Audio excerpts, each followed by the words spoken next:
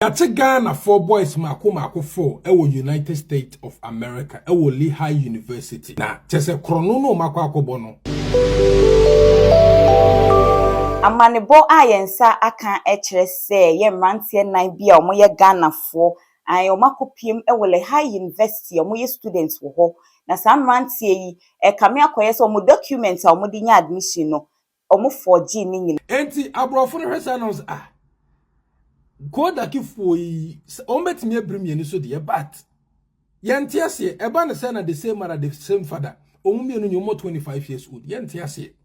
let's talk GH rumors so na the first time I watch me I make sure say obe subscribe e dey amma me na wa click e on notification bell on so say de be ya me uploading new video bia onsa ebetimi aka na ebusia emrantie nan yi omudin a abetodwa ene eye Otis Opoku Evans Opoku na Evans Opoku eye 2021 National Science and Maths quiz course so winning team for Prempeh College na oka ho na chesa brantie onimade onye obi asebi niti ewu na bakon so eye Cyril Stem no mobon so wanan and the last person no eye Henry Dabo na sam brantie nan ana yesi omo document omo dey apply for Lehigh University no omo forgery ni santi aban ensa aka omo na okopiem ewo TikTok a eye trouble_Carlos wachechemu wama ye vivid detail of what happened yentie ne ragati asemaba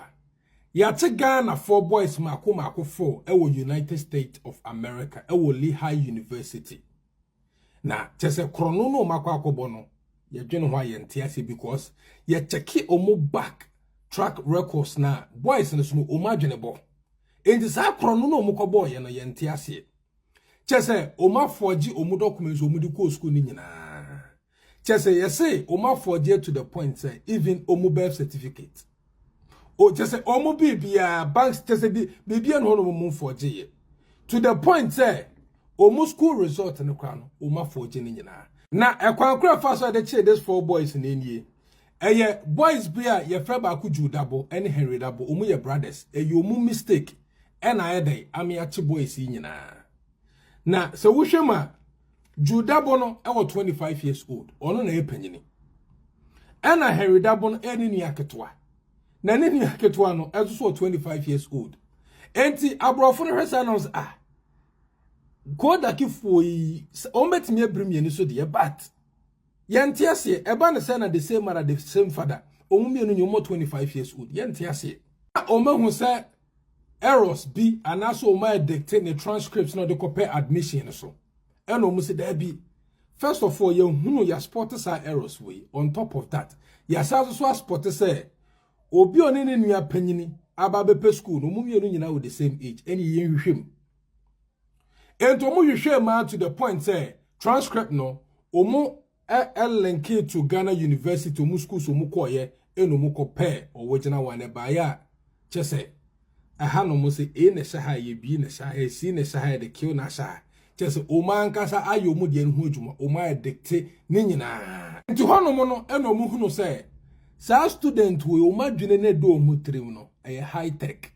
chese abro high sense enti ne se no wa we associate with these people be no ma you open investigation also mu investigate who kwan kra so no ye fa wo school mu hono enti hono no mo start mo investigation mo start the free Henry Dabo so enti mo de bo mani ma no mo be kai say ampa o mo kai say Henry Dabo ka say na ne classmate ne Otis Opoku eno mo ko investigate Otis Opoku na just ono so de ne the same adecroment just say errors na wo Henry de nim no the same thing ene bi wo Otis de nim eno mo se kai adwuma di baako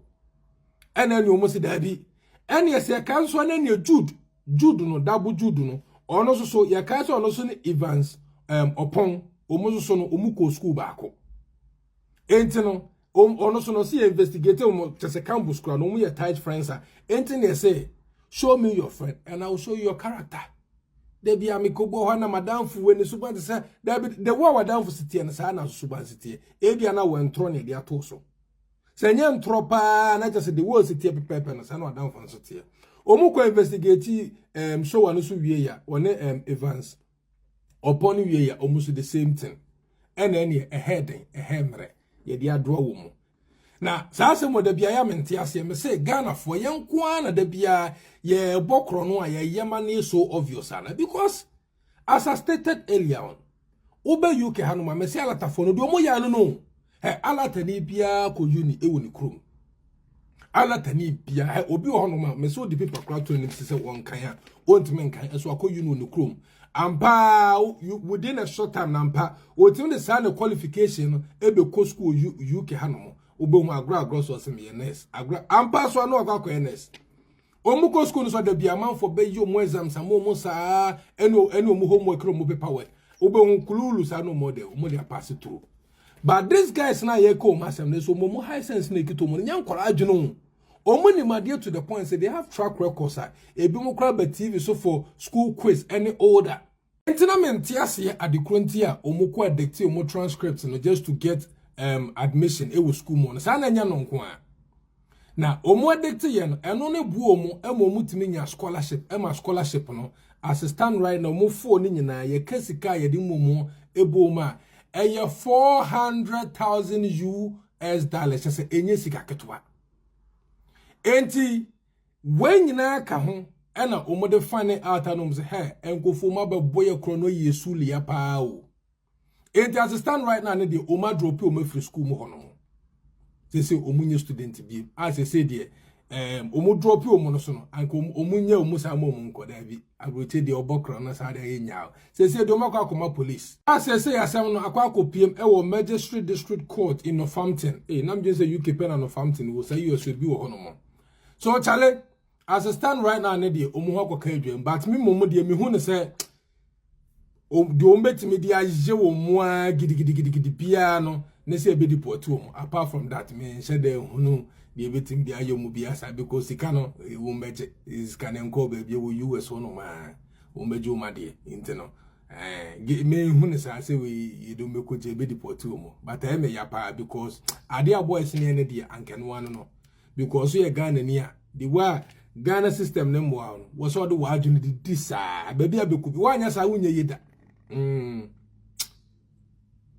teme ewa abombo fonsem ewa America no yetimi amomu bail wotiem se sika dia to ntiri so no $100,000 na ebesi nne no enya de America ban yetimi amomu mbere ni anasa lawyers kokopie mu court obegina wachi na wotwitwa ede age omo enti nipa nan yi omo kokopie mu America so mu kokko school no omo nko a eni gina omuni abambofo bi a wotwitwa ede age omo saa brei se na nsem no esi etie no so wochina bi kokoduru na so omunya abambofo obegina wona chidi a ene UTV kasebo ye mama so ensi ewo ho na wotirem se 2023 afie twemu ena mofire kokopiem ewa America Lehigh University a wonya konya se woje ntete na emo hwehwemu ama na bedadi se transcript omode apply yemponya konya koje ntete wo school no enya de ye papa eno ntire mofra nan ene wakokodi nsenseme ewa America abambofo nsemo ye do makwa sha posifo akache ye hwani mu so betimo to $100,000 na yetimi amomu be na so sika no mpoku obefa so onsa beka na wetua no akwa din ede amomu na mofra nan omudie no eye woti so poku Evans poku Christian Nomo Bon Sowa 9 ena Henry Dabua nipa 9 ena chese wakodi senseme ewo America abamofo ensem Lehigh University Police Department a wo hwe hu ni se transcript ode beje ntete no enam kwapa so enti na so twen sefata no ye de ebetwe omo aso esero no said ya mote no details no ode amammo no abusua saa ena etie emrante nan die se sia de omotwa aban kukum na bail before se ye be mo bail no ye city so mutua $100,000 enye sika ketwa ne santi eye Ghana for students na omo ho na omo so ma create GoFundMe account said be ya Ghana for beboa na ye de age ye mei na nso so ye siro sa document forging e kamia ye say e koso pass obi apese okopiem e wa amano ne pe na connection men yi che wo ye say ya ye do beko but broni end to say how I to say ye fan your matara no obehwehwem ase betiki forever kra obehwehwem na wo de yiwo to ye say eye last year 2023 and omo apply for university omo nyema ekoso kama o ene say one day omo da sorry ya ye de achi omo because they were on payroll scholarship itimi etua omo government enhwe say wo ba be di omo sika akosa let's talk GH rumors so any first time I make sure say obe click notification bell on so now subscribe e dey amame make sure so be leave you comment any update bi aba me de beba abeso mo me din e de Nana Akua Santoa makram.